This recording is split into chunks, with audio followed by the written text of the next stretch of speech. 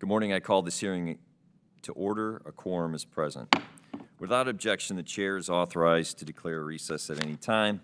Before we proceed, I would like to go over a few logistical matters. This morning, we will be combining our annual cybersecurity hearing with a legislative discussion of H.R. 7299, the Strengthening VA Cybersecurity Act of 2022. Since the legislation and topic are intertwined, we can be efficient and respectful of everyone's time and discuss them together. To that end, we've invited Senator Rosen from Nevada, original author of the bill, to appear.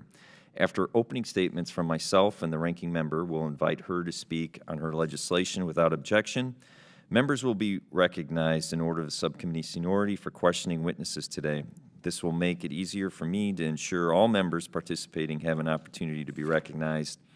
Does any member have a question about the procedures for this hearing? Hearing none, we shall proceed. I now recognize myself for an opening statement. This morning, the subcommittee will be reviewing the Department of Veteran Affairs cybersecurity posture.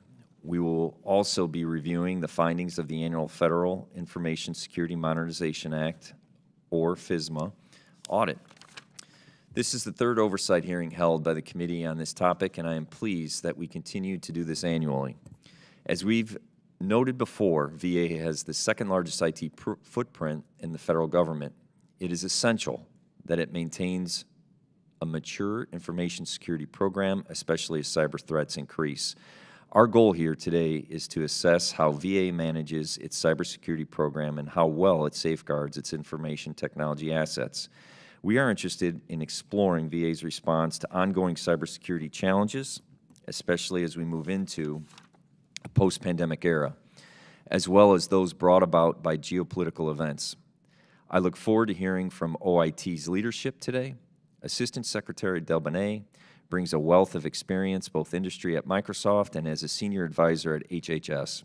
Mr. Delbene, I look forward to hearing your thoughts and perspective on this important issue and to working together. As I noted last year, cybersecurity remains a constant and growing challenge in the federal government.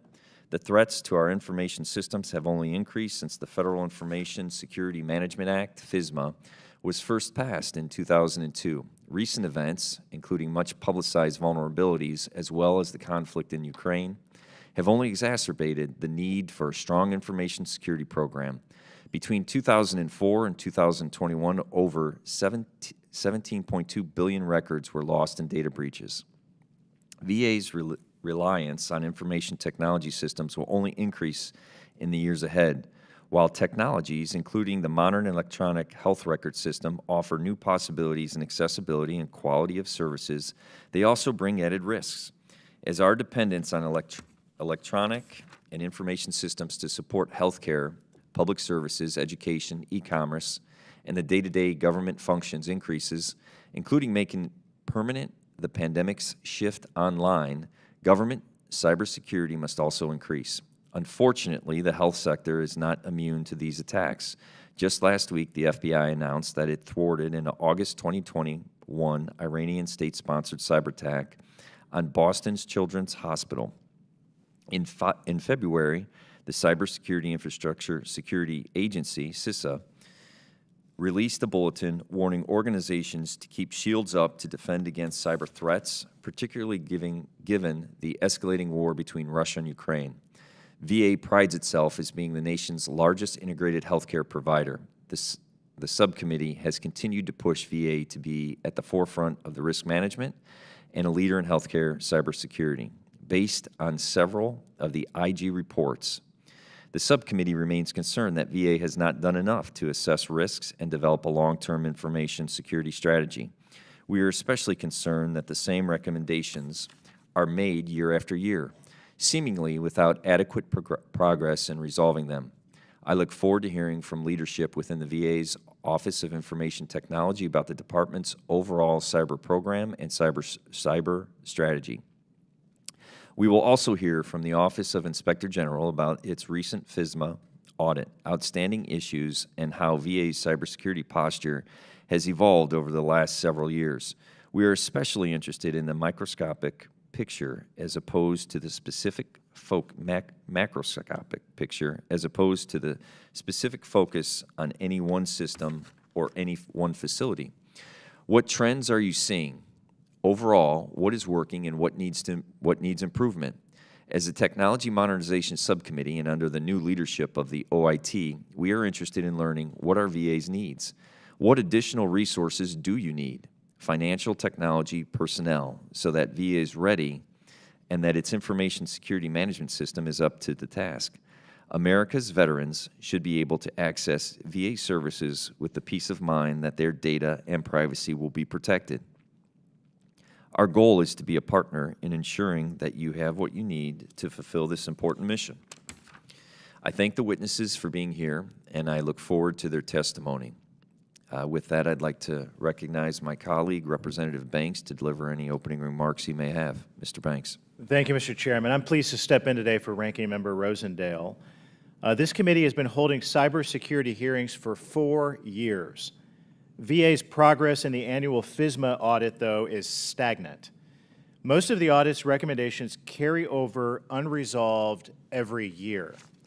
We expect better, especially given the unprecedented funding increases that Congress has provided over the past 2 years. The cyber threats to our country are too dire and increasing too quickly to tolerate business as usual. Ransomware is pervasive, hospitals are increasingly targeted, and medical devices have emerged as vulnerable attack vectors. Our adversaries are hard at work attempting to compromise our technology supply chain. We have finally recognized the threat that the Chinese Communist Party imposes by embedding spyware, backdoors, and malicious code throughout the IT and communications equipment supply chains. I am proud that rolling back this contamination is now U.S. policy, but there is still too much work to do. Our adversaries coordinate all of their governmental, military, and corporate resources to hack our networks and compromise our supply chains. But we do nothing of the sort to defend ourselves. This has to change. We must do better. A whole-of-government approach to cybersecurity is just the start. The VA is the second largest federal agency, and it has to get its cybersecurity house in order. The entire leadership of the Office of Information Security, including the Cybersecurity Operations Center, turned over in the last year. The more that we learn about the situation, the more alarming the picture is of chaos at the very top. On February 23 of this year, the VA Office of Accountability and Whistleblower Protection released a report finding that former Chief Information Security Officer Paul Cunningham retaliated against former Executive Director of Information Security Operations Joseph Stanaka for making protected whistleblower disclosures in 2 instances. That report came out exactly 1 day after Mr. Cunningham retired. By that time, the other top executive in the Office of Information Security and the Director of Cybersecurity Operations Center had both already quit under duress. Allegations of gross waste of funds and violating acquisition regulations began in March of 2020, and they spiraled into recriminations and internal feuding for nearly 2 years. This turmoil was going on throughout the SolarWinds hack, and I can imagine how much better VA could have performed with unified leadership. Hundreds of VA cybersecurity professionals work diligently every day to protect veterans' data, but their leaders clearly failed them. This can never be allowed to happen again. The VA needs qualified, professional cybersecurity leaders who are focused on doing their jobs, not settling scores. With that, Mr. Chairman, I yield back. Thank you, Mr. Banks. It's now my pleasure to introduce Senator Rosen, who will speak about our bicameral legislation, the Strengthening VA Cybersecurity Act of 2022. Senator Rosen, thank you for joining us today. Well, thank you, Chairman Moran. Ranking Member Banks, thank you so much. Distinguished members of the Subcommittee on Technology Modernization, and I really appreciate the opportunity to come over here and talk about this bicameral legislation. Because a few months ago, the administration and our intelligence community warned that Russia is exploring options for cyber attacks targeting the United States. Last year, a Russia-linked cybercrime group held the largest fuel pipeline in the U.S. hostage. The year before that, we saw SolarWinds the attack on the networks of multiple government agencies and private companies, which some experts call the greatest act of cyber espionage in history. Cyber attacks against the U.S., well, they're increasing in scope and severity. They target our government institutions, our private businesses, our schools, our hospitals, our critical infrastructure.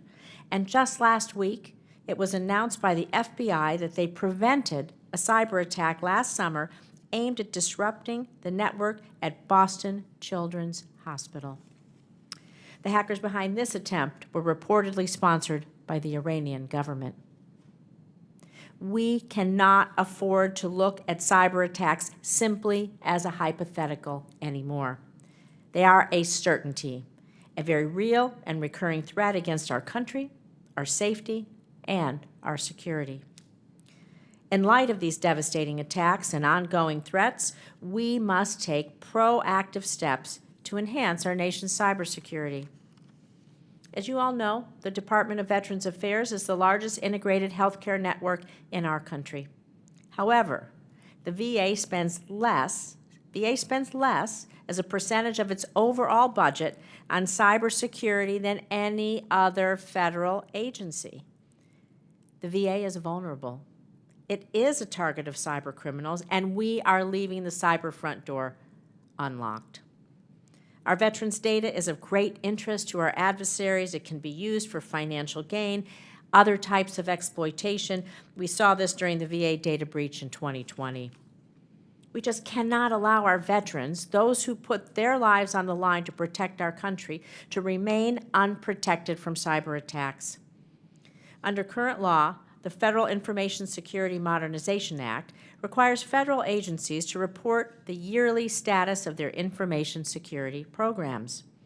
While this is useful, the yearly audit has, like you stated, just become another check-the-box exercise. It fails to take the threat of cyber attacks seriously and at the level we believe we need to. That's why Chairman Moran and I are leading the Bipartisan Strengthening VA Cybersecurity Act. This supplements our current efforts to understand the VA's cyber vulnerabilities and to ensure that we protect our veterans' personal information from malicious cyber attacks. This bill would require the Department of Veterans Affairs to obtain an independent cybersecurity assessment from federally funded research and development centers and submit a plan to Congress to address whatever cybersecurity weaknesses are found. Our bill has been endorsed by AMVETS and the Paralyzed Veterans of America, and the support it continues to build. And I want to commend HVAC, the HVAC subcommittee, here we are today, on technology modernization for holding this really important hearing and for taking the steps to move our Strengthening VA Cybersecurity Act forward.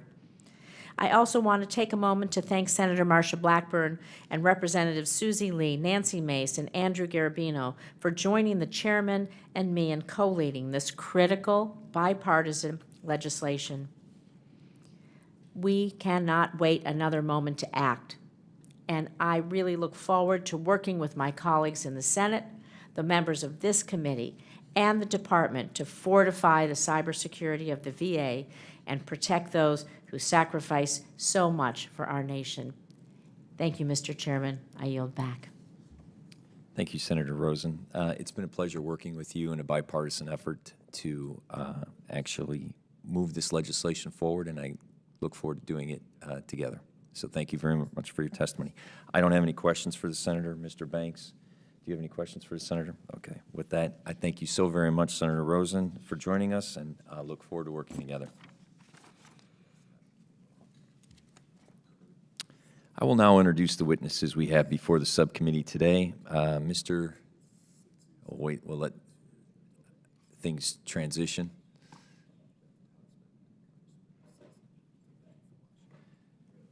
Mr. Kurt Delbonnay is the Assistant Secretary for Information and Technology and Chief Information Officer for the Department of Veteran Affairs.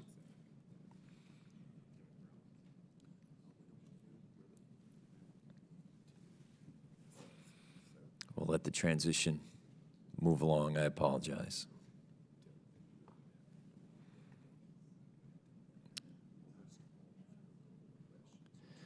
Mr. Delbonnay is accompanied by Ms. Lynette Sherrill, Acting Chief Information Security Officer. Also joining us today is Mr. Michael Bowman, Director of IT and Security Audits Division, Office of Audits and Evaluations, VA Office of Inspector General. We will now hear the prepared statements from our panel members. Thank you very much. Your written statements in full will be included in the hearing record. Without objection? Hearing none, Mr. Delbonnay, you are recognized for 5 minutes.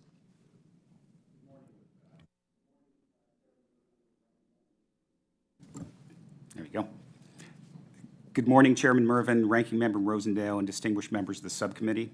Thank you for the opportunity to testify today and to discuss VA's cybersecurity program. I'm accompanied today by Acting Chief Information Security Officer Lynette Sherrill. I want to begin by thanking Congress, and specifically the subcommittee, for your continued interest and shared commitment to the success of VA's cybersecurity program. Since my arrival, we've redoubled our investment around cybersecurity. The department leverages sound cybersecurity practices to protect confidentiality, integrity, and availability of information and information systems now and in the future. These practices include physical, technical, and administrative controls designed to protect equipment, manage access, and enable cybersecurity professionals to monitor, detect, and respond to cyber threats.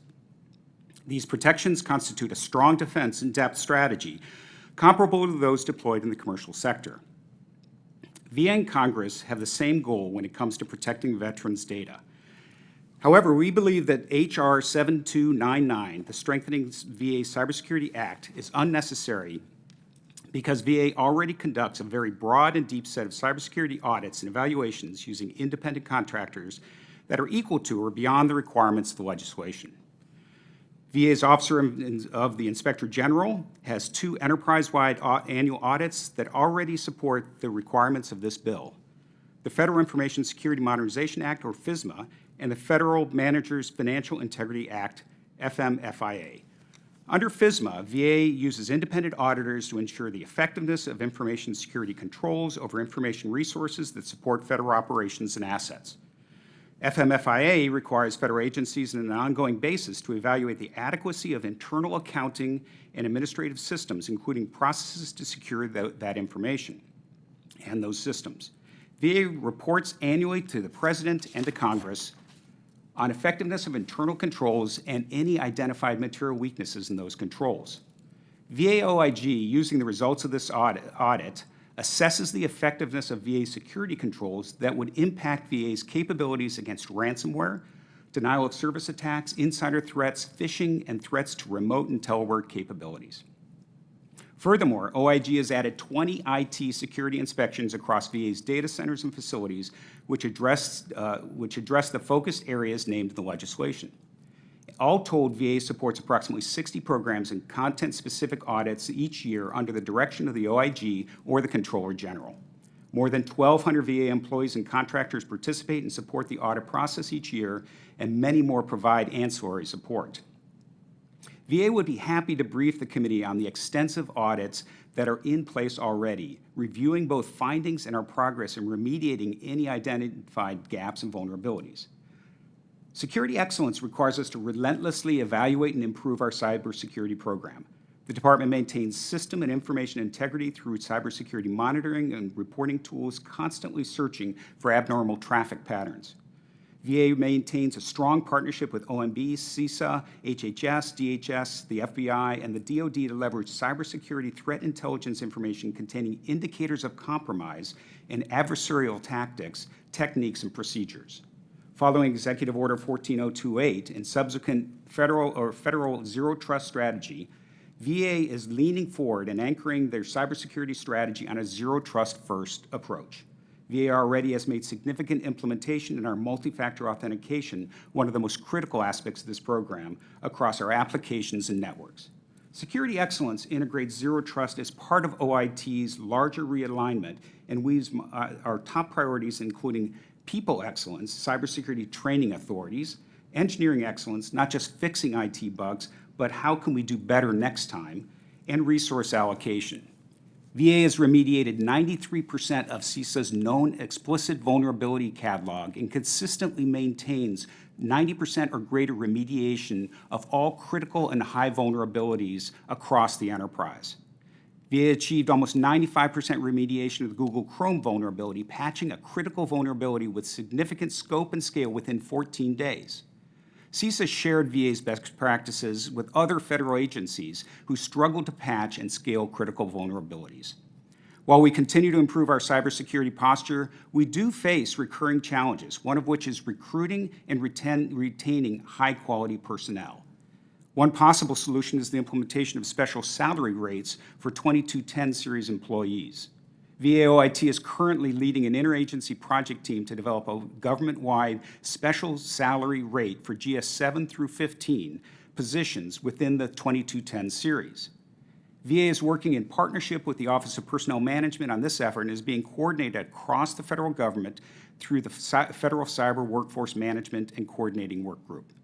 Another partial solution could be in leveraging the science and technology positions for OIT personnel, although there aren't a sufficient number of these positions to completely meet the need.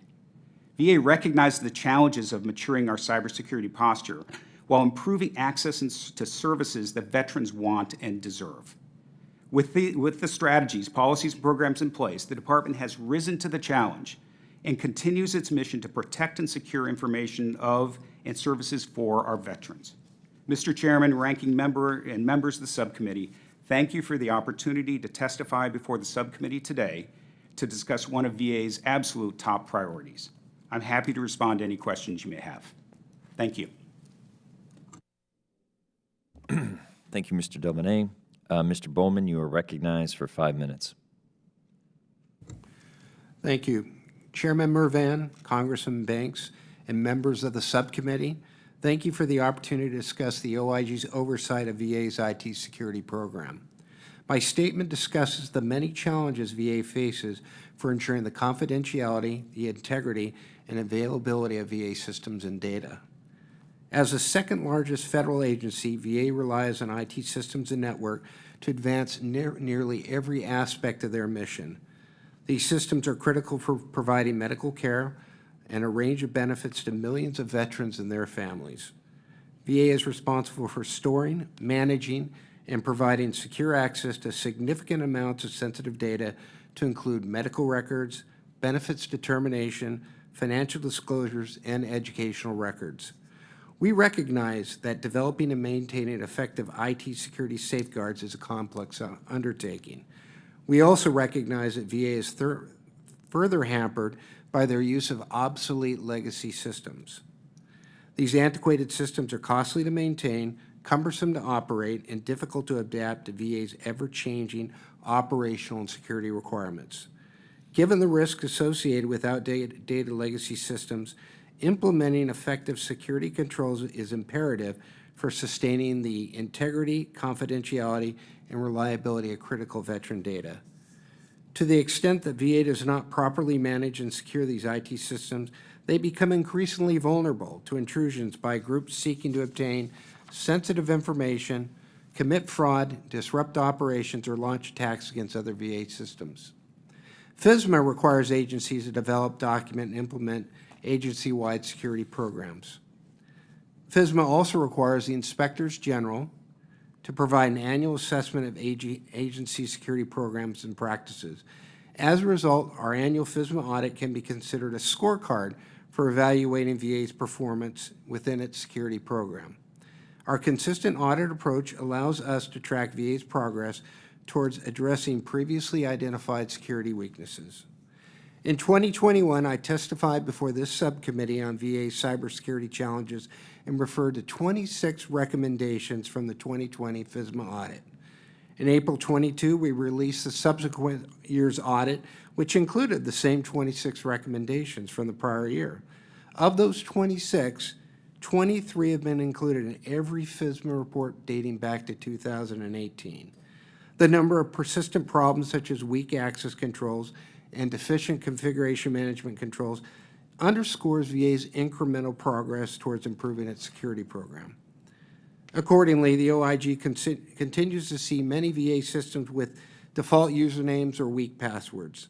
The use of weak passwords is a well-known security vulnerability that allows malicious users to gain unauthorized access to mission-critical systems.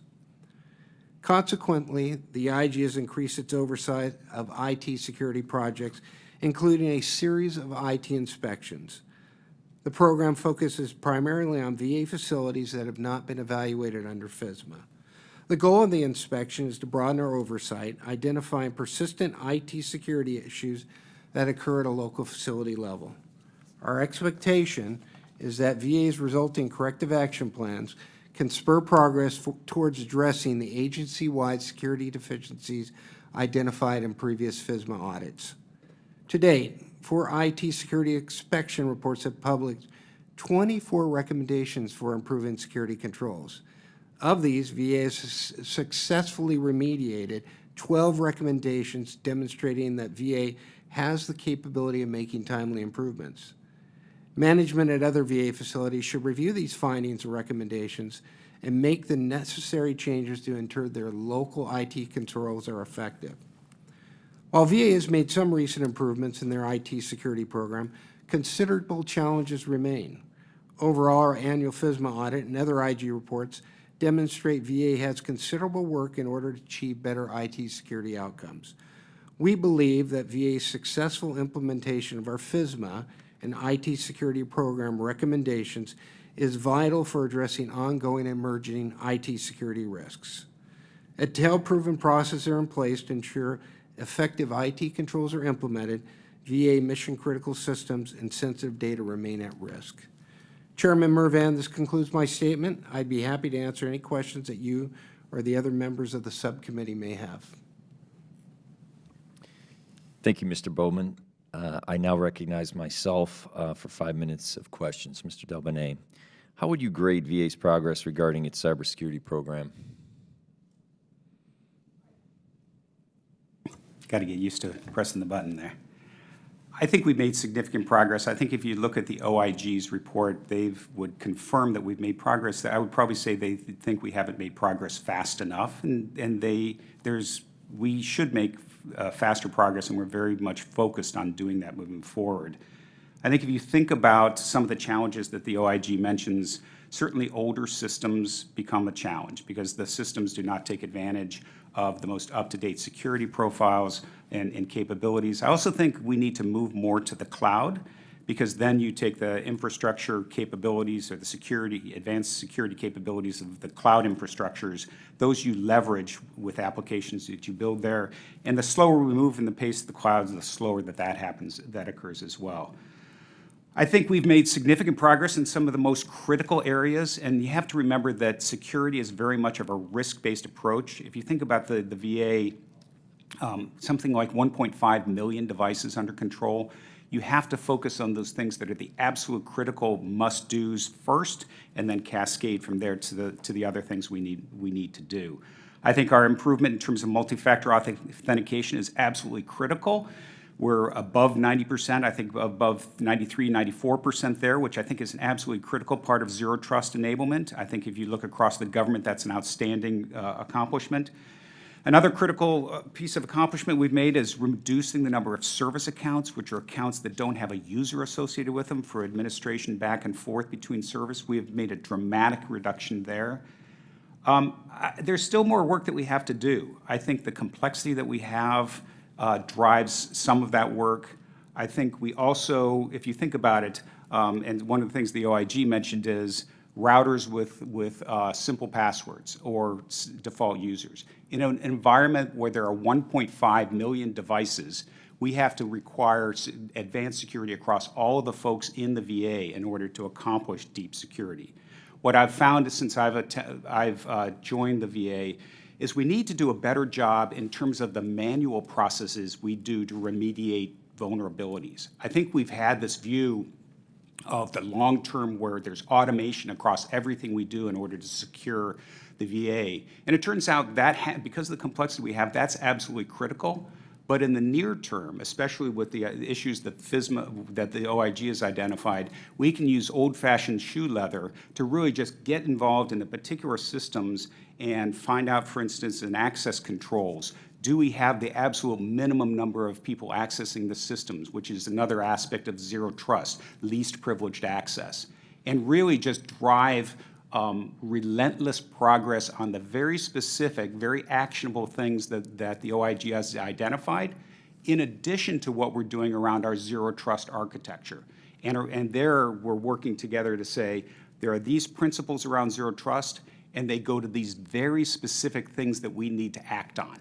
And so we're really driving a scorecard that's very targeted in that area, as well as being hyper-focused on the Fisma issues. At the same time, places where I see challenges, one of them is in resourcing in terms of what we can pay individuals in the security space.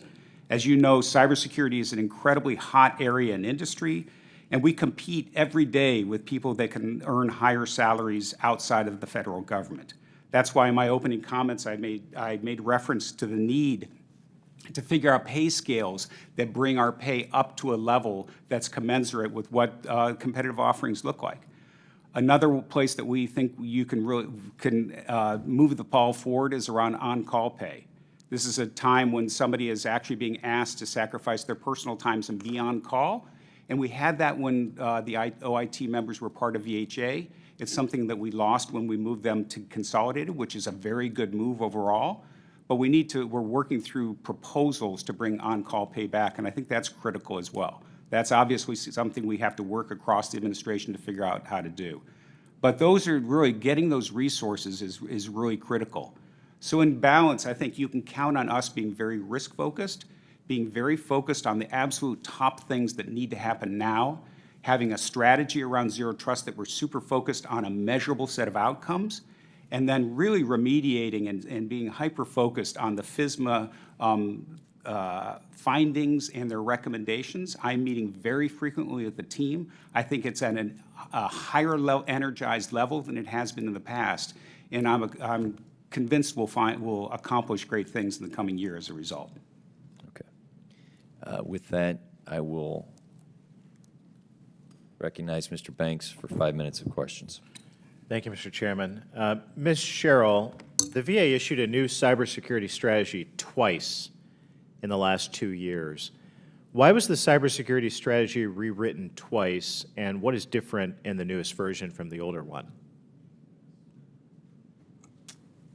Sir, I know we issued, I want to maybe clarify this. Are you talking about the cybersecurity strategy that was released in October of 2021? Yes. And right now, what we're doing, as the second one, are you talking about the one that we're currently in draft? Is that, so I was just wondering about which two you were talking about, but nonetheless, the one that was written in October of 2021. Are there more than two? By the previous CISO. Well, you mentioned two, sir, so I was wondering which two to clarify for you.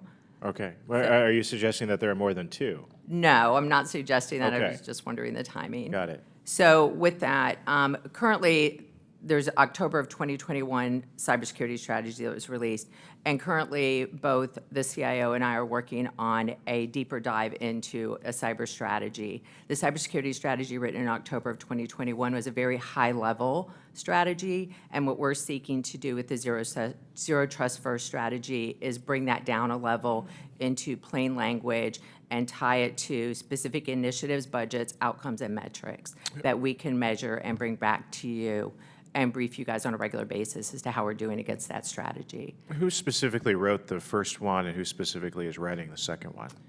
The one that was released in October of 2021, I believe, was written by the previous CISO, Mr. Cunningham. Okay, and then you are... Myself and Mr. Del Bene are writing the current Zero Trust First strategy. Okay. The OIG's audit counted 25,821 plans of action and milestones underway to remediate various cybersecurity deficiencies.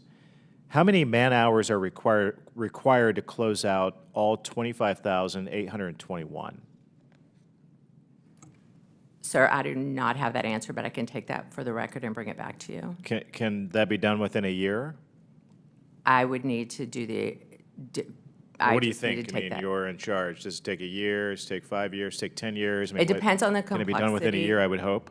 It depends on the complexity of the POAM. Some of the POAMs, they could be for any range of things. It could be for funding. It could be for instance, just to give you an example, we know that there are service accounts embedded within our Vista system that they will maintain a POAM until we completely migrate to the new EHRM. So those POAMs are written and reviewed and consistently updated, but those will not go away.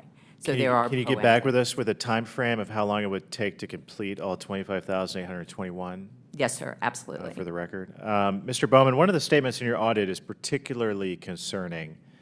Quote, "The VA has not implemented effective controls to remediate security weaknesses associated with outdated third-party applications or operating system software in a timely manner," end quote. That describes the cause of many of the major cyber attacks in this country. Have you communicated each of these security weaknesses to the VA, and are you tracking their progress to correct each one of them? So based on our site visits, we have an exit conference where we communicate our findings to facility leadership, whether it be at a local or national level. So you're making reference to legacy systems, as far as things are not supported by the vendor, obsolete systems, and that's been a finding for a number of years. But it comes up every year in our Fisma report when we meet with OIT on a weekly basis or a monthly basis to discuss our site reports. We're talking about legacy systems.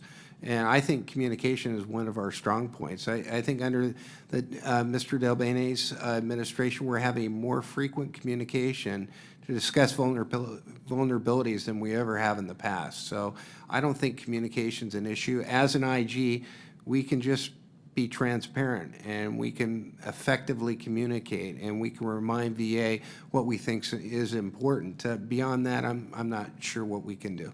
Okay. Ms. Cheryl, are you prioritized closing these particular vulnerabilities, and how are you doing that? Yes, sir. We have a priority to close those particular vulnerabilities that Mr. Bowman mentioned, and we are doing that through a deep dive currently into each of the 26 findings and developing metrics, outcomes, and roadmaps to get to good. As Mr. Delbene mentioned, the shoe leather and tenacity statement, we are bringing the teams in and having that discussion. What can we do, even if it's manually right now, to really move these remediations forward on the most critical systems? Clearly, VA is a large enterprise. We have more than 600 systems in our Fisma inventory, and the teams, we feel like, have been trying to eat the elephant as a whole. And so we are going to focus them in on our most critical systems and use that to both teach the teams what right looks like as we deep dive on each system and clear them from each of these findings. Okay, Mr. Chairman, if you don't mind, I have one final quick question for Mr. Bowman. It appears that your annual audit is consistently generating new findings and recommendations as fast as the VA can resolve them. How will the VA ever resolve all of them? So the Fisma report's been very consistent with its findings and recommendations. As I mentioned in the oral statement, the 26 recommendations are carryover from at least 2018 and many going back 10 years. Now, the IT inspections have come up with new findings and recommendations, but a lot of those findings are consistent with the Fisma report. They talk about access control issues, default passwords, weak passwords, talks about configuration management issues, so excessive permissions on systems. Where the IT inspections differ is on physical security controls. Fisma doesn't get into that, but the IT inspections do. And VA has demonstrated that they can remediate these findings and recommendations rather quickly. So what you see remaining are the ones that have been called out for many years, that are more institutional findings and recommendations that are more difficult to resolve in a year time or maybe even 5 years time. So the new ones seem to be remediated quickly. The institutional findings, they tend to remain, and they'll probably remain on the books for several years to come. Thank you. I yield back.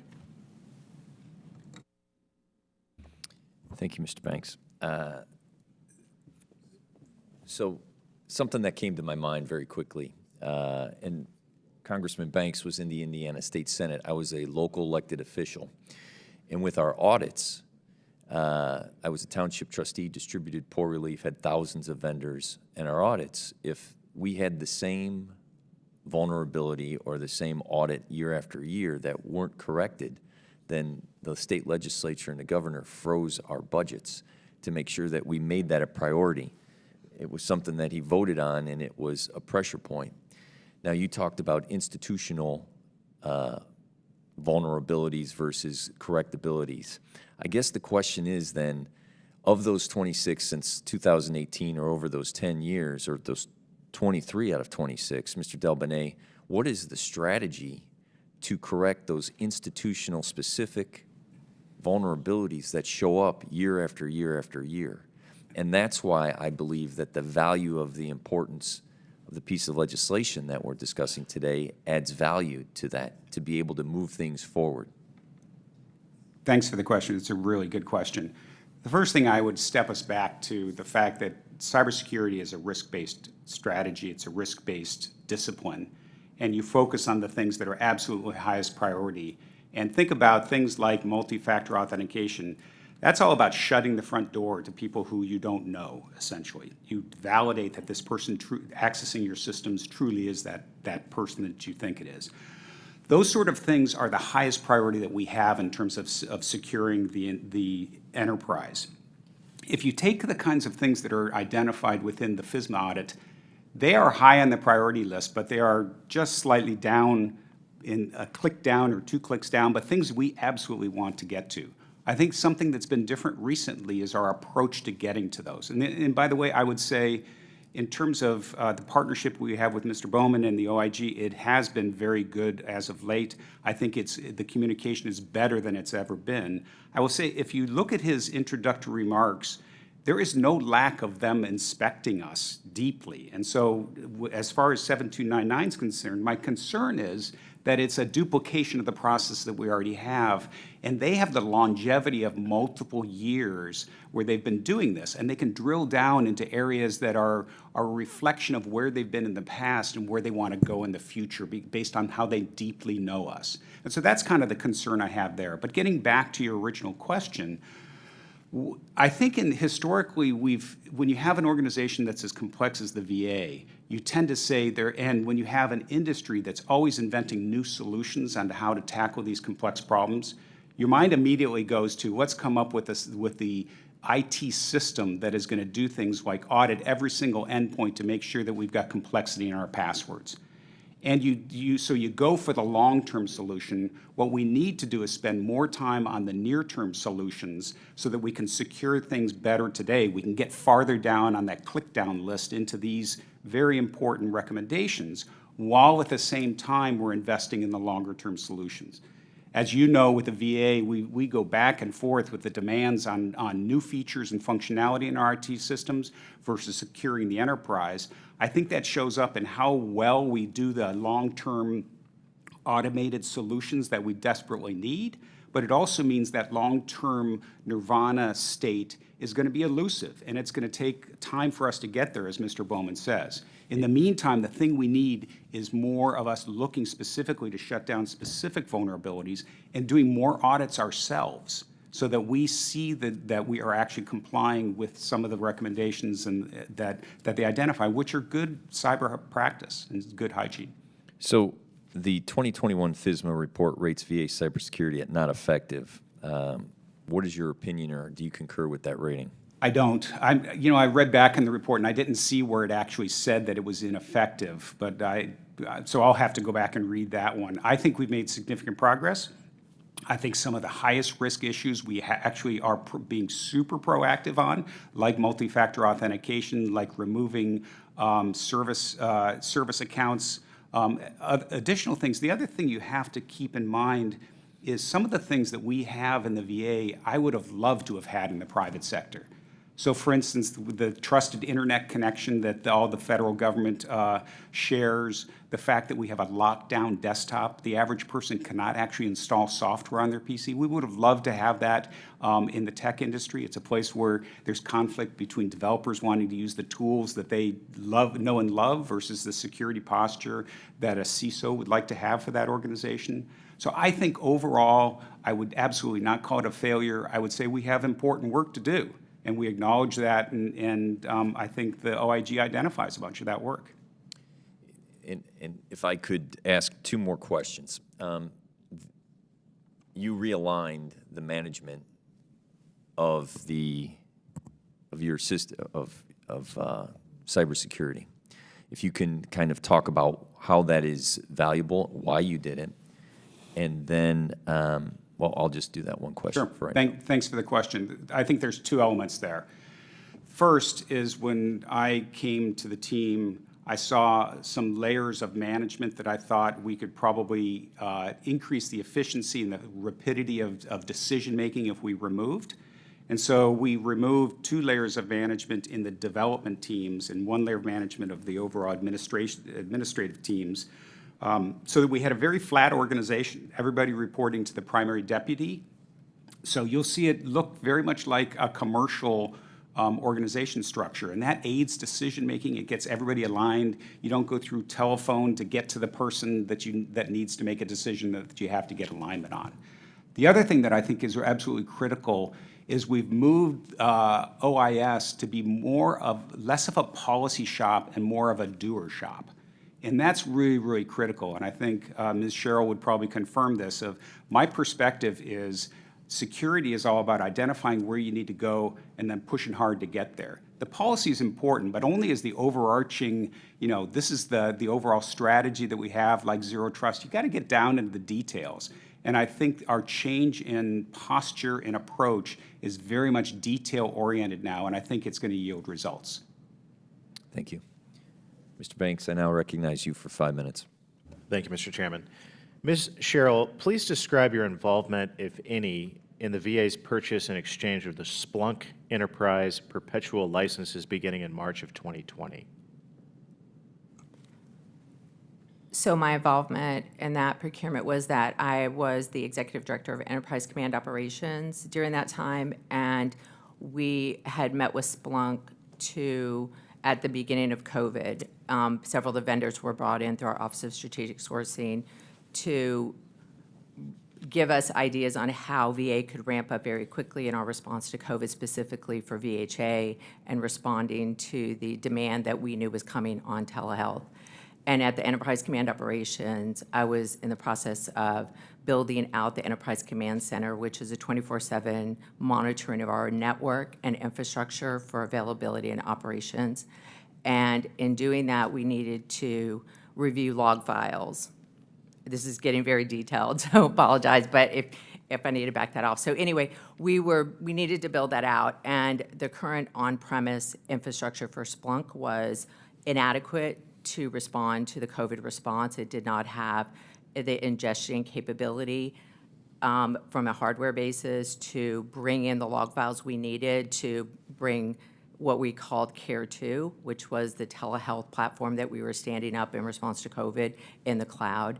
And so we needed to very quickly find a solution so we could ingest those log files into the command center. What the command center does is a 24/7 response to be able to look at anything happening in the environment from operations and availability, obviously ensuring that that connection between that patient and that doctor is solid and a good connection throughout that interaction. That patient interaction was the critical need there.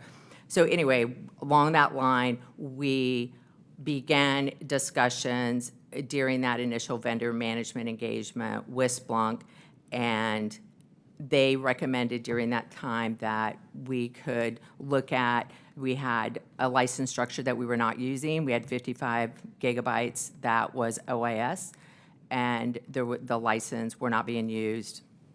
And they recommended maybe you trade in some of those licenses and help get to the cloud structure timely. And so we handed that over to the PM, who was my PM in the Enterprise Command Center. And I said, work with the OIS team and our support units and find out if this is a doable solution for us, and work with our contracting officers. So the teams all work together, and we were able to provide that Splunk Cloud capability and ITSI capability in response to COVID and increase the telehealth platform response by 1,600% by doing that. Thank you. In hindsight, do you believe the VA purchased too many Splunk perpetual licenses or the wrong type of licenses? I think at the time, I don't have a ton of history on that. What I know from the discussions during that time period is I think at the time, I think at the time they may have, I don't know what they do, why they purchased the 55 gigabytes initially. I don't know what that was. I don't know that Splunk had a cloud offering during that time period, but so I can't even speak to why they purchased that. Clearly, when we at the command center chose to try to go use it, the hardware wasn't there to support the ingestion at that rate of the 55 gigabytes. So do you believe the purchase of the Splunk perpetual licenses or their subsequent exchange for credit constituted gross waste? No, I don't. Okay. Can you describe your duties in your previous position as Executive Director of Enterprise Command Operations at the Austin Information Technology Center? So I'm based out of the Austin Information Technology Center, but my duties spread enterprise-wide. The Enterprise Command Operations Center is incorporated of the Enterprise Service Desk, which handles about 5 million interactions a year from VA end users. It's comprised of the Major Incident Management Team, Problem Management Team, and Office of Emergency Management, which is all the responses to events and major incidents throughout the enterprise, and then the build-out and stand-up of the Enterprise Command Center, which is a 24/7 Enterprise Command Center to respond to any events happening within the VA network infrastructure and applications. Okay, last question. Can you describe what Mr. Cunningham's strategic priorities were as the Chief Information Security Officer and explain your strategic priorities as acting Chief Information Security Officer? I do not know what Mr. Cunningham's strategic priorities were other than the October 2021 strategy that was released. I didn't have one-on-one conversations with him about his strategy. I transitioned out with him as he was retiring, so he told me what his leaning forward would have looked like, and aligning around Fisma and aligning around the Fisma requirements in 3554. And my strategies going forward are very much, I have a passion for operationalizing security within the environment, and it aligns well with Mr. Del Bene's passion for really seeing security take an enterprise-wide approach and be very involved in the day-to-day operations of the environment and the enterprise. And the Zero Trust First strategy aligns very well with that, and that we get down to the individual users and microsegmentation of our enterprise so that we can really understand what's happening on a day-to-day basis. I'm not a proponent of security being a compliance-only organization. I think we need to be in the conversation and in operations and really involved in the day-to-day of what we're doing. Thank you. I yield back. You're welcome. Thank you, Mr. Banks. At this time, I'd like to recognize Chairman Takano for 5 minutes. Thank you, Chairman Van. Mr. DeBene, good to see you. I know we've discussed this before, but can you highlight the issues that you're having with attracting and retaining IT talent at VA?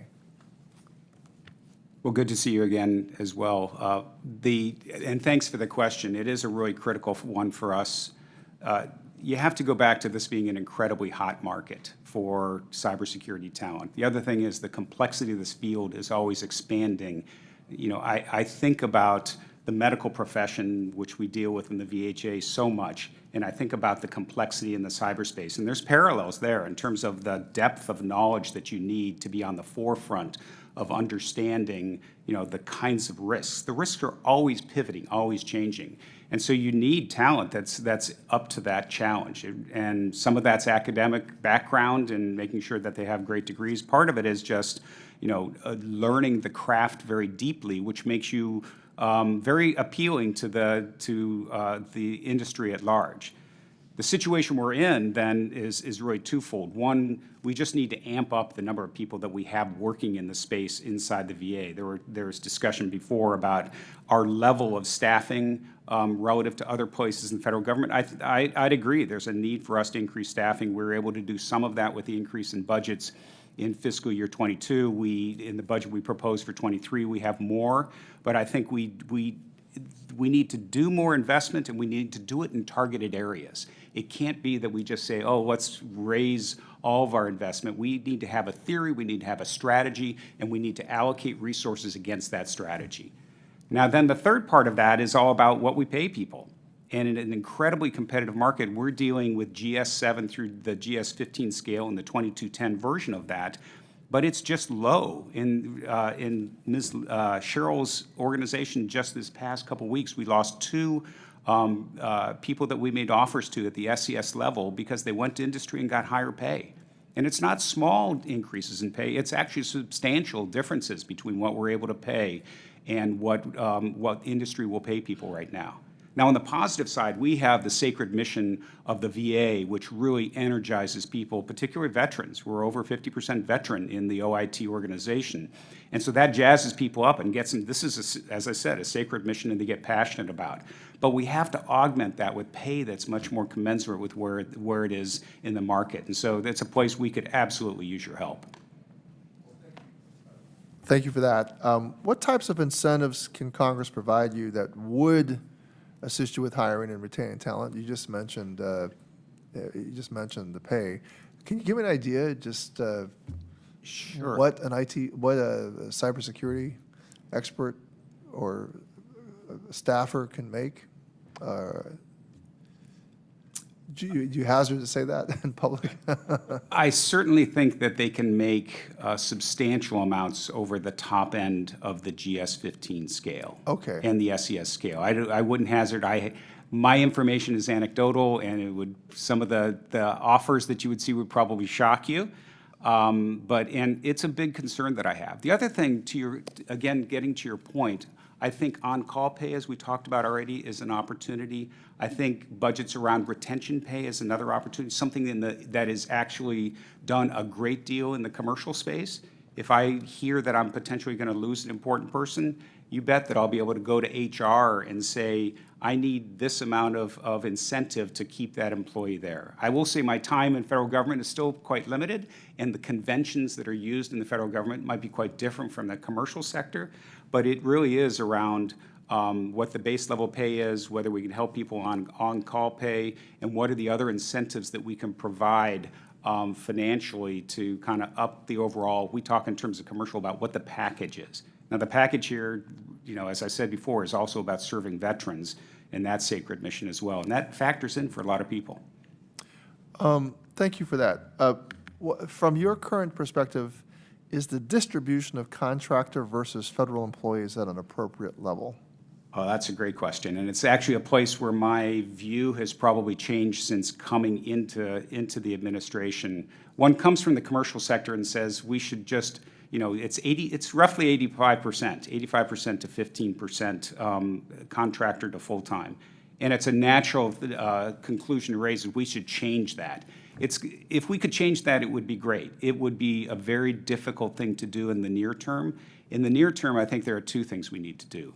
One, we do not have enough product managers over those contracting teams to get deeper into the technology and set direction, as opposed to, if you've got one person managing 6 contracts or 6 projects, what they're going to do with most of their day is fight fires. We need people that can step back and actually help drive the project in the right direction. The second thing is we need a better process for how we work with contractors such that there's a deep integration between the direction they want to take things and our understanding of what the VA needs and the most important priorities. And that give and take, I think we have the potential to codify that into best practices more than we've done in the past. So you're saying 85-15 in commercial in the private sector is kind of the norm. Oh, no, it's 85-15 in the VA today. In the roughly. VA today. Yeah. Okay, and then the private sector. The private sector is very different. At Microsoft, our view was that anything that was a critical system that was directly tiable to the mission of the organization, you're better off doing internally versus using contractors. You need to have your employees. Right. I need one more question, Mr. Chairman, if I could. Ms. Cheryl, I noticed that your title is acting Chief Information Security Officer. With any position, I'm concerned about the lack of a permanent official, sometimes hampering long-term planning and execution. Does the department have plans to name a permanent CISO, and when will that occur? Sir, thank you for the question. I'm not even sure I'm the best person to answer that. I think Mr. Delbany is probably a better person. I would be an applicant in that process. Okay, all right, Mr. Delbany? Thanks for the question. We are in the process of interviewing and hiring for a permanent CISO. I think Ms. Cheryl is a candidate, and she's been doing quite well in the role. But we also believe it's important to have an open process where we look to see what the best talent is that's out there across the board. All right, well, good luck, Ms. Cheryl, on the process. And I don't have a dog in the hunt, so you do what you need to do, Mr. Delbany. All right, I yield back. And just to follow up on that, Mr. Delbany, what is that timeline? At this point, I believe the job position description is out there, and we're forming, in fact, I think we probably already formed the panel that will be, but don't quote me on that one. I can get back to you on the specific time frame, but we are well into the process. We've just described what the position is. We're going out to industry and finding people that are interested. Just to connect the dots, we're looking for continuity in order to answer those issues and able to have someone that consistently is in that position. Based on the piece of legislation that mandated you have someone in that position permanently. It's a good point. The other thing, as Ms. Cheryl said, one of the transitions that I think is important to make in this CISO role is from policy to execution. And it is a passion that Ms. Cheryl has and something that we share. You know, strategy is always about, or strategy of the cyberspace is about keeping your eyes open as to where things are going, setting a course, and adapting that course as threats change. But it's all about execution. And the policy is important, but it's most above all, it's about execution in the right direction. Ms. Cheryl, if I could, does the VA have an effective ticketing and workflow system to track information security issues and identify thematic problems? The VA right now has a ticketing system for OIS. To answer your question directly, I don't believe that we do. I think that we have an OIS, cybersecurity ticketing system, and we have an operations ticketing system.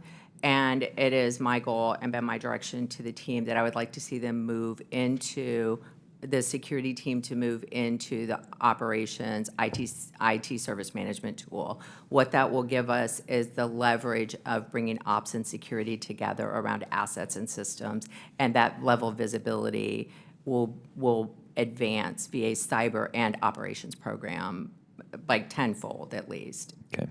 Does the VA have security steering committees or other organized structure for problems, trends, and ideas to reported upwards to management?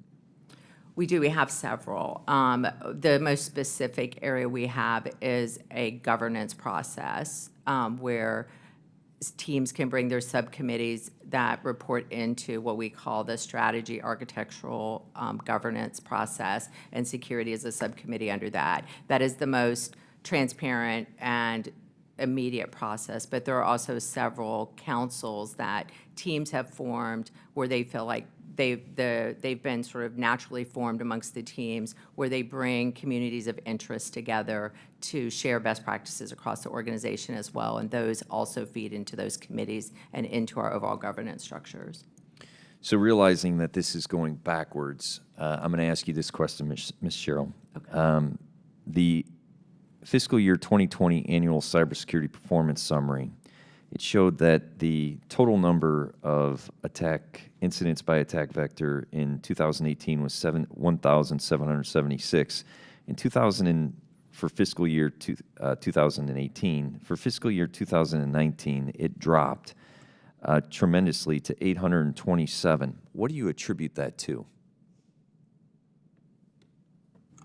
I'm not going to have that answer. I'm happy to go back and have the team do the history and get that to me and bring it back to you. Okay.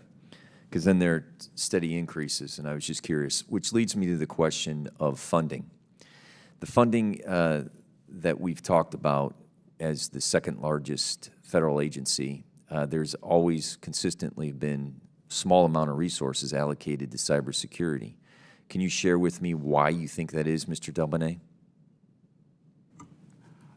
I probably don't know the history well enough as to why the decisions were made. I will say that it's absolutely critical that we fund OIS and our security posture appropriately. I think there are additions in the fiscal year 23 budget that help us to do that. I think it's going to be a multi-year process for us to actually ramp that funding. We have to find the talent to add to, the staff, and that's going to take us some time. I do think that getting to a place of increased funding around cybersecurity over a number of years is a place where we can partner together and we can talk about where we think there are gaps in the funding and or gaps in our investment, I should say. I think we feel pretty good about the increases that are in the 23 budget. If I had a concern, it's whether that actually gets sustained over a period of time. One of the worst things you can do in IT, in tech systems, is to invest 1 year on a multi-year project and then have the investment fall off. Another thing that we're doing to get really ruthless in our prioritization is doing one-to-end lists that include every place that's funded by Congress and places even that aren't, so that we actually are in real time balancing our budget and figuring out what's below the cut line and what's above the cut line. And we'd be happy to share that kind of information as well. I want to get super honed on that, and that'll show the places where we have gaps in funding. And if I can follow up, you've talked a couple of times on the on-call compensation. Is that the term that you used, on-call? Or On call, that's correct. okay, so on-call. Obviously, cybersecurity would be 24 hours a day, 365 days a year. What is preventing you currently from providing on-call pay? My understanding is that it's not in the, pardon me if I'm wrong, I think the Title V funding that our positions are under. It was in the title that was appropriate for those folks when they were over in VHA. And so we have to come back and figure out how could we add that mechanism into the title that they're currently under as part of an OIT employee base. Is there any type of data that would show what that increase would lead to when it comes to the budget? I think we could calculate that. We could come back to you on that. Okay. With that, I yield. Thank you very much. I yield to Mr. Banks for 5 minutes. Thank you, Mr. Chairman. Ms. Sherrill, how has the pandemic shifted VA's cybersecurity needs and the threats that it faces? Well, I think the cybersecurity needs, based on the pandemic, obviously most of our workforce went remote, but I think the technology and the infrastructure investments that VA has made over its modernization over the past several years put VA in a good place to be able to respond to that. So our workforce largely was able to go remote for most things. Cybersecurity, as far as our incident response teams, there's a portion of them that cannot work remotely because of just the data that they deal with. So they remained in our Security Operations Center in Martinsburg during the pandemic time period. But the pandemic itself, other than the shifting to remote, we had, like I said, largely the infrastructure and the items in place as part of the modernization we were already undergoing in operations to respond well to that. So I think it is the infrastructure investments have helped our cybersecurity posture. We're able to, for instance, scan laptops before somebody connects to the network remotely. That probably 6-7 years ago we wouldn't have been able to do. So I think as far as a big change in cyber, I don't think it's made a huge change because we were well positioned already. Mr. Delbene, anything to add to that? Yeah, a few things. And I think Ms. Sherrill described it well. In all of industry, it basically shifts your PC install base to be one that's operating within your network to one that's operating in the internet. And so it puts a very high premium on things like multi-factor authentication and validating that device, as Ms. Sherrill said, the devices that connect to your network are healthy, that they're running antivirus at all times. The industry is moving to a point where having more web or internet-connected services versus on-premises is, as I said earlier, a better security posture to be in. But it also means in the absence of that, we have a lot of machines that they do what's called tunneling back into our network. And that becomes a point where we can capture whether that device is healthy or not, but it also requires more resources for us to actually do that assessment of the devices as well.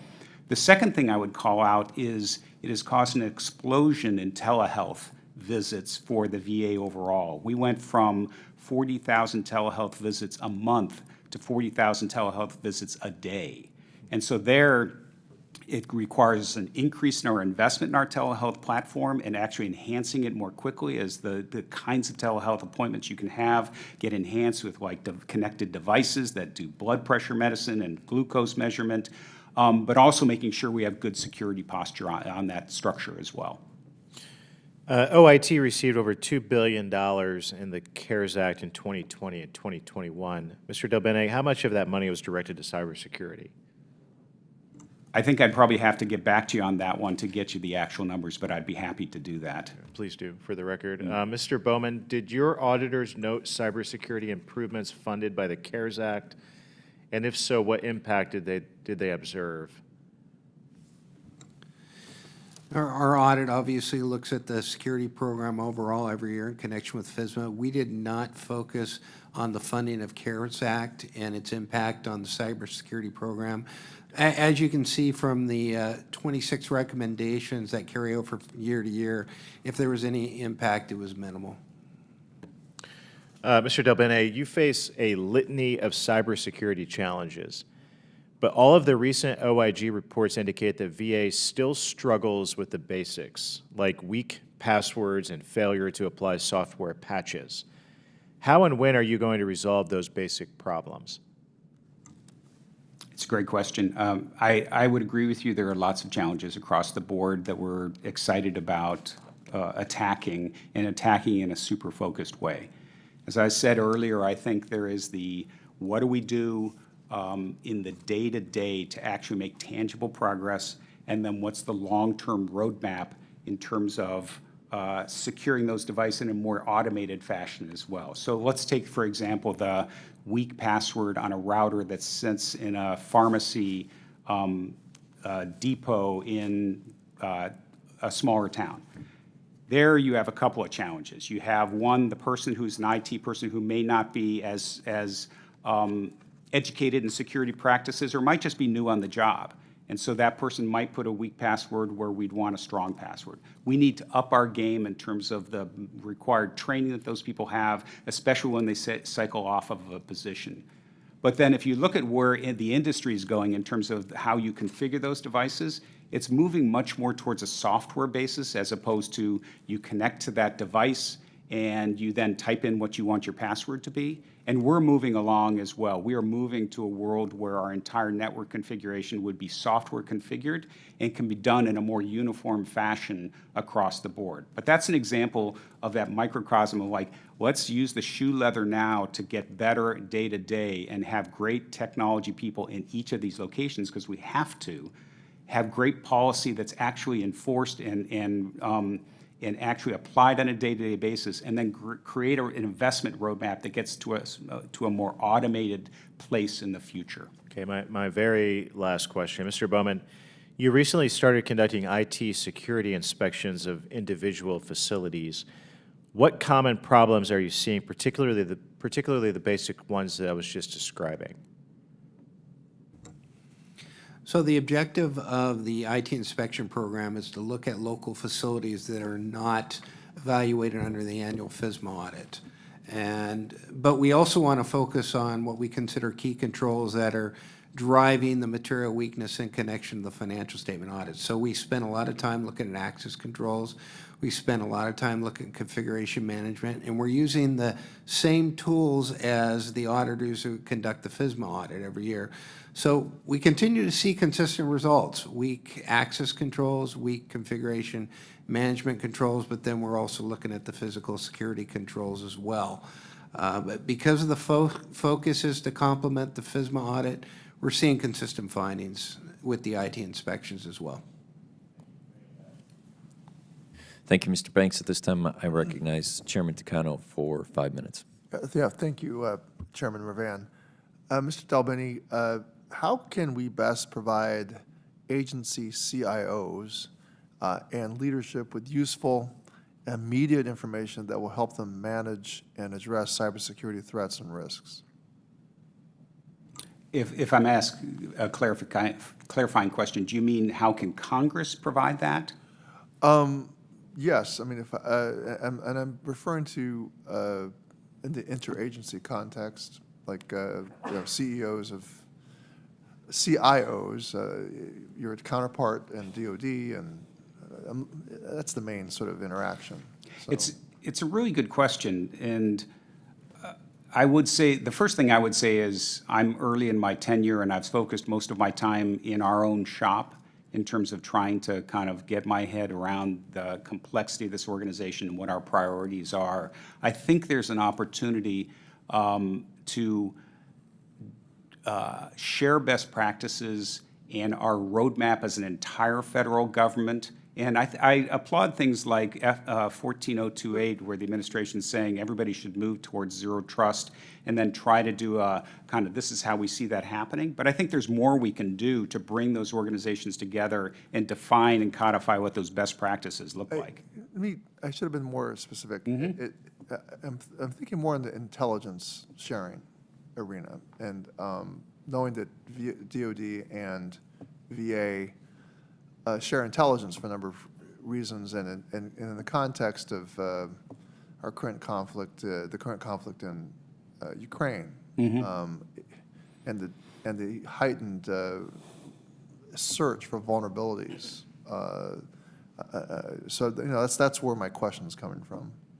Well, I think there's work in progress already where we get a lot of signal from DHS and from CISO in terms of threats that are hitting the federal government overall. I think there's opportunities to do more unification across the industry. My previous employer spent a bunch of time kind of working with the federal government to say, hey, we're seeing these kinds of threats. You can imagine a much more inclusive effort around getting that signal from industry and then collaborating across the government to kind of synthesize that signal very quickly into we see this threat, here's what we need to do about it, and then coordinating that action. So I think we got some of the right things in place. We got DISA or CISO and DHS playing their role. We've got some industry players, but I think it can be consolidated and coordinated better. I'm not sure whether that answers the question, but I think there is an opportunity well, just there. like you're touching on it, like are there ways to improve interagency cooperation such that risks and threats are communicated across the federal government? And you kind of are saying that there seems to be that already. I think there are elements of it, but I do think it is kind of a top-down where we've got some of these coordinating agencies that do a pretty good job of actually announcing, hey, there's this threat. We had one recently on a escalated execution bug that was found in VMware. And so there was a good job of actually having that information come down to the departments and with saying, basically, this is a critical thing. It needs to get fixed over the weekend in our case. And we actually executed over the weekend and got it fixed.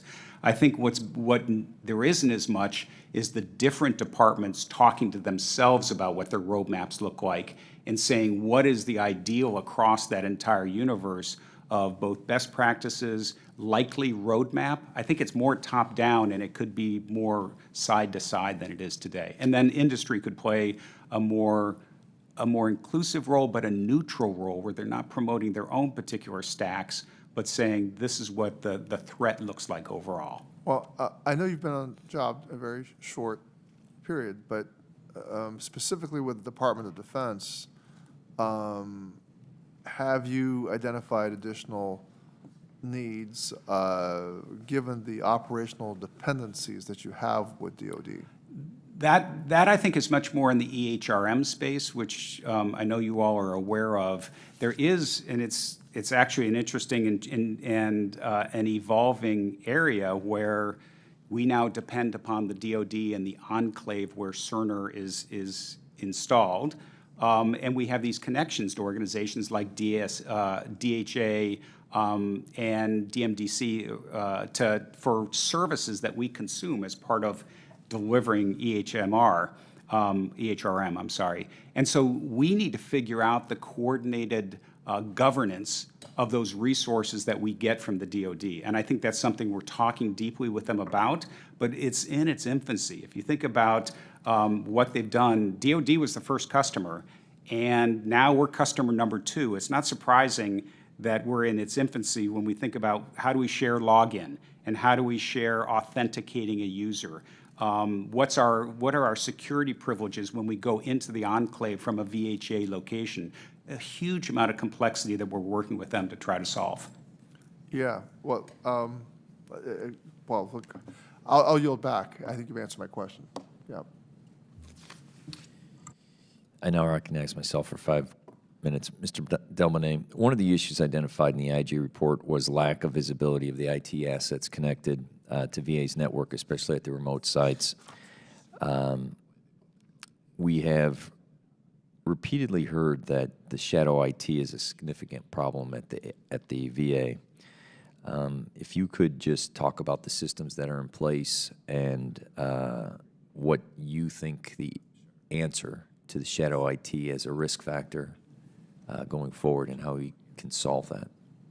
Thanks for the question. It's a very good one. Shadow IT is not something just for the VA that there are challenges there, but industry as well. Any commercial provider or commercial entity will have the situation where lines of business will build their own system and they'll do it independent of the central IT organization. And then we get a certain amount of that going on in the VA as well. I think what's most important is that despite the fact that, well, one, it would be great to leverage those solutions so that they can be used more broadly across the VA, or that we can get the economies of scale of managing those in a central way, developing them with the competencies that we have. But there's always going to be decisions where particular or agencies will want to do their own thing. That doesn't absolve them from having to meet a security posture in particular that meets the standards of the VA. And so this is a place where I think we have a significant amount of work to do in the VA, where we have to inventory, to your original question, we have to inventory those systems. We have to find that they're out there. We have to reach out to the people that manage those systems and say, here's the requirements. Here's what's needed to secure those systems. The next thing I think we have to do is, again, as automation becomes a much more critical part of securing the organization, we need to negotiate such that there's an agent or a small amount of code that's run in these systems that can validate in real time that they're running the right updates, that they have the right ports open and not open, et cetera. And we did a lot of this in my previous employer. We created a toolkit that basically somebody could install, and it would just essentially do that inventory, put that into a central location, and then we could actually see that all those systems are operating appropriately. Just one other thing that was alluded by your question is this whole area of our inventory, and it's a place where we've had rich discussions with the OIG about where their findings are slightly different than our findings in terms of devices that are out there. It is a bit of a cat and a mouse because the network is changing so quickly. We may inventory at one time, they may inventory at a different time with slightly different results. And a lot of the discussion we have is, are those differences substantial? And so there's work to be done, or are they coincidental based on the timing when we do those scans? Okay. Ms. Sherrill, what percentage of VA overall assets is your SOC able to identify and monitor? What tools are you using to monitor your assets? Thanks for the question, sir. We have visibility on the 1.4 million assets that Mr. Delbany mentioned. As far as the tool sets that we have, I would like to take that and get back to you. It's a rather extensive list. Okay. Of those authorized systems, how many are classified as high impact? I'm going to have to take that one and get back to you. Thank you. And then just to follow up, and I think I know the answer to this, of the high impact systems, what is your average percentage compliance when measured against the NIST 800-53? I will take that one also and get back to you, get you those details. Thanks. Mr. Bowman, if I could. Can you share some of your findings regarding IT infrastructure and the assets management? Has OIG's work yielded any big-picture findings? Now, if I want to make reference to our IT inspections, when we're identifying assets connected to the network compared to how VA scans and monitors its network, we are looking at a local scan at the remote facilities. And because of those local scans, we're able to see a lot broader IP address range than maybe the central cybersecurity scanning efforts. And a lot of that has to do with the local personnel identifying all assets that are connected to the network. And if VA doesn't have the right parameters, their scans will not identify everything that's connected and make sure the security postures are appropriate. So when we're on local facilities, it's a different approach. And because of that, we're able to see a different picture of systems connected to the network. Okay. At this time, I'd like to recognize Chairman Takano for 5 minutes. Well, thank you. Mr. Delmany, there's a rather exciting program that most Americans don't know the VA has undertaken, and it's the VA Million Veterans Program, which has established a goal of sequencing the whole human genomes of at least 1 million veterans for medical research. They have several 100,000 already collected. Some of that's been actually sequenced. This program is generating enormous amounts of data that the VA is responsible for managing, storing, and potentially sharing with the broader research community. And I assume that is part of the plan, because we do want researchers taking advantage of this incredibly diverse, probably the most diverse and most voluminous collection. I mean, the NIH has nothing close. We far outpace the British health system. The Chinese would love to have a pool of data as rich as this. And of course, what's at stake are the tremendous discoveries that we can make to improve the health of Americans, but all human beings. But it's also imperative that this data be adequately protected from cyber attacks, especially if you choose to share it with outside research institutions. So my questions are, what additional resources does the Office of Research and Development need to protect this data and achieve VA's mission of sequencing whole human genomes of at least 1 million veterans? Well, thanks for the question. I'm excited about the opportunities, as you mentioned, for the VA to provide a research database that can be used, if you think about where we're going in terms of using mathematics and AI and machine learning to solve new health problems, it's dramatic. And as you say, we have a population base that can really be help in that regard. There's really a lot of work that needs to be done in the VA that we're working on around creating a rich and unified and well-structured data platform inside the VA overall. And it's not just in the space around medical research. The entire industry needs to move towards a world where there are definitive sources of data. So for instance, if it's vet data in this particular place, there should be only one of those places. And that there's a movement from, in the old world, what you would do is take the data out of one place and put it in another so that you could compute upon it. In the new modern world, the cloud factors in much more substantially because of the vast resources that are available, but also this idea that you bring compute to the data as opposed to you bring the data over to the compute cluster. And that's really important. The only way you can do that is if you have an overall strategy in your organization for how you're going to structure data, what the governance is going to be of people that try to operate against the data. And so we have work going on to say, what do those data lakes look like? What do the data catalogs look like that say, this is where I go to find this particular piece of information, and here's how I act upon that piece of information? And with that, there's a master data management or a data governance that comes with that, so that you don't just get the ability to make copies of the data, which historically has happened a bunch, so that, as I said, you bring the compute to it. In the particular case of research, you also have to do, one, all the data needs to be encrypted, particularly encrypted at rest, but it also you have to do anonymization. And so you don't actually have people's personally identifiable information coming up to them when they do these kinds of calculations. And that's one critical thing. The other thing you really have to worry about is bias in the information. You know, with these very advanced algorithms, it's very easy to come up with a result that you think, wow, it has a good predictive capability, but you realize the prediction is biased towards one population or another in a way that actually is societally unacceptable.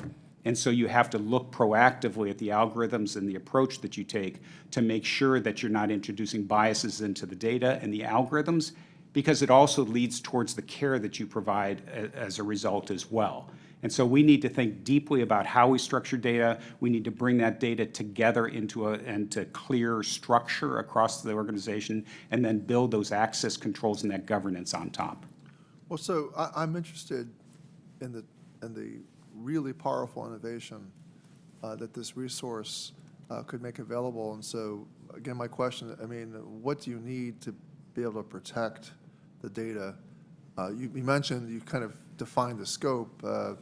I've spoken to the Secretary about this. I mean, he's very concerned about, and I don't know whether this is inhibiting our sequencing. I mean, I know that people who are doing this sequencing, I've seen a slowdown. I can't remember whether or not there's a nexus between that we haven't really fully grasped how we're going to protect all this data and the rate at which we're sequencing.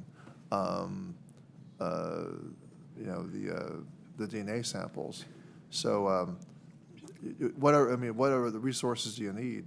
Is my question. I think I probably want to get back to you after I talk to the folks on the research side to understand if, I have not heard at this point that there's a particular gap in the funding level, but it could be. And I just need to get back to you in terms of that one. Well, given the importance of all veterans' information, whether it is demographic or health,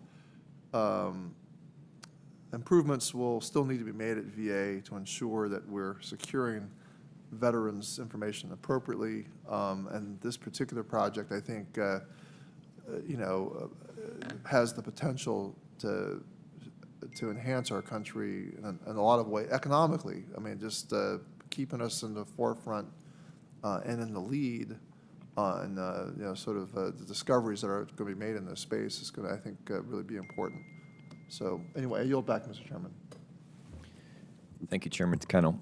Just one more round of questions for myself. What are the highest probability cybersecurity risk VA faces today, and what steps is the department taking to mitigate those risks? And then the follow-up question, from a cybersecurity point of view, who does VA consider its chief adversaries, and who is the most likely to attack VA systems? Ms. Sherrill?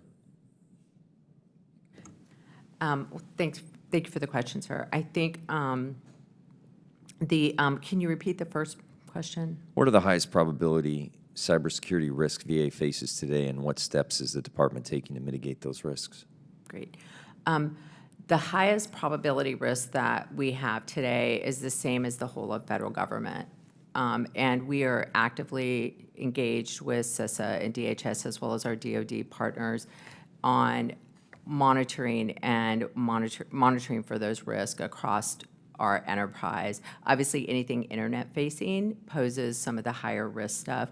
As Mr. Delbany mentioned a couple of times, within our internal network, we have a multi-factor authentication on 93% of every single user that logs in. Obviously, as you guys have heard, phishing is a huge problem for healthcare networks in particular, and we've read all in the news about the exploits that have happened there. And within VA, we have a robust phishing program that we run out of OIS to help train our users on what phishing looks like. But in addition to that, we have that multiple defense in depth, all the way from the workstation where a phishing attempt would start with an end user clicking on something. None of our end users have administrative rights. All administrative rights are done with non-end user accounts, and they have multi-factor authentication when they're logging in. And then backing that out all the way through our network, there's just layer after layer of defense that we are using to proactively get ahead of this threat landscape in cybersecurity. The phishing awareness program is one that we're investing a lot of effort in right now and resources to really begin to train up the users. And we do fake phishing attacks against the users and just in an awareness campaign to train them and are increasing that training on their annual cybersecurity awareness training as well. So, and we're happy to always come back and brief you guys quarterly on everything we're doing in detail on our cyber program as well. We really would like to make that offer to all of you. Okay, thank you. I have no further questions. Mr. Banks, your closing statement? No, okay.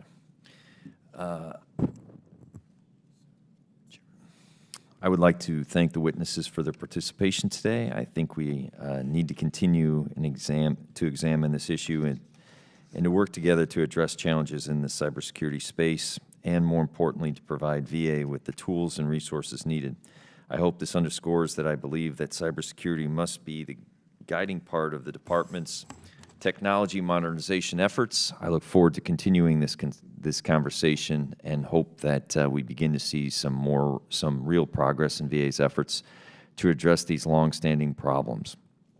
Ultimately, what I want to say is what's at risk are our veterans' personal information. And in order for more people to participate in the process when it comes to benefits and access to health care, access to telehealth, we have to be able to protect them and have the confidence of those individuals. So ultimately, it starts with those types of reports coming out and what we can do to mitigate the number of reoccurring instances that show weakness. And when we do that and we can find solutions to that, then you'll have more confidence, which will have more participation, which means that we're doing our jobs in providing the promise to our veterans. So if we can eliminate that one obstacle, I think it benefits the entire system. So I want to work together with that goal in mind, and I thank you very much for your participation today. With that, all members will have 5 legislative days to revise and extend their remarks and include extraneous material. This hearing is now adjourned. Thank you.